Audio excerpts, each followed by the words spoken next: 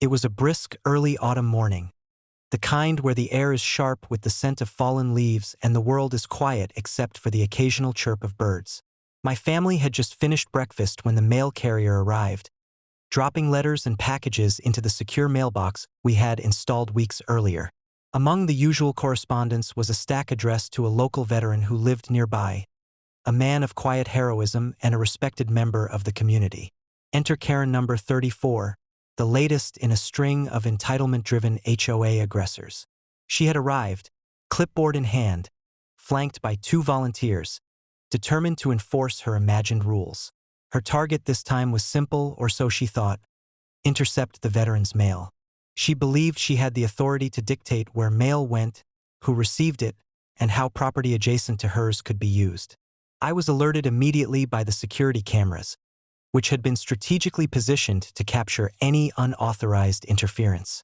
The footage revealed Karen seizing letters and packages, rifling through them with an air of triumph. My stomach sank momentarily, not out of fear, but because the audacity of her actions demanded an immediate response. I stepped outside, badge clearly visible, and called out calmly, yet firmly, "Ma'am, you are interfering with federal mail and trespassing on private property. Step away immediately." Karen laughed dismissively. "I'm just making sure everything is in order. You can't stop me from enforcing the HOA rules." I shook my head, my hand resting on my badge.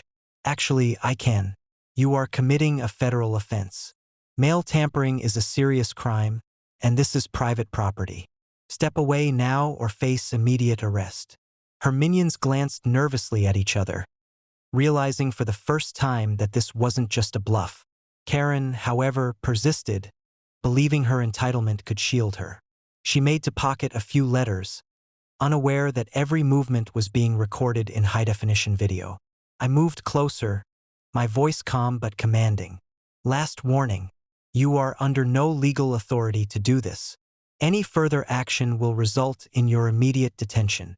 Her eyes widened as she realized the gravity of the situation. Her bravado faltered, replaced by confusion and panic. "Wait, you can't. This isn't fair," she stammered. I nodded toward my badge again. "It's not a matter of fairness. It's a matter of law. You are now under arrest for mail tampering, trespassing, and harassment.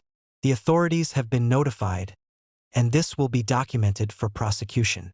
The veteran, having witnessed the confrontation from his porch, emerged and confirmed that his mail had been intercepted. Neighbors, alerted by the commotion, began to gather discreetly, ensuring that witnesses were present to corroborate the events. Karen's minions, realizing the seriousness of the situation, tried to intervene on her behalf but were met with calm, firm instruction to stand down. Within minutes, law enforcement arrived, confirming that Karen had indeed violated multiple statutes. She was placed under arrest, her claims of HOA authority dismissed as irrelevant. Her minions looked on in shock, realizing that loyalty to entitlement could not shield them from reality. By the time the sun fully rose, the veteran's mail was returned, intact, and the property was secured once again. My family reviewed the footage, ensuring that every detail had been documented for legal purposes. The lesson for HOA overreach was unmistakable. Entitlement does not override law, and interference with federal matters carries consequences beyond imagination. Karen number 34, now in custody, had learned the hard way that arrogance and audacity are no match for preparation, authority, and the law. The neighborhood had witnessed yet another decisive victory for rightful property ownership and legal enforcement. As the morning sun bathed the lake in gold, I looked over my family, the veteran, and the secured mailbox. The message was clear.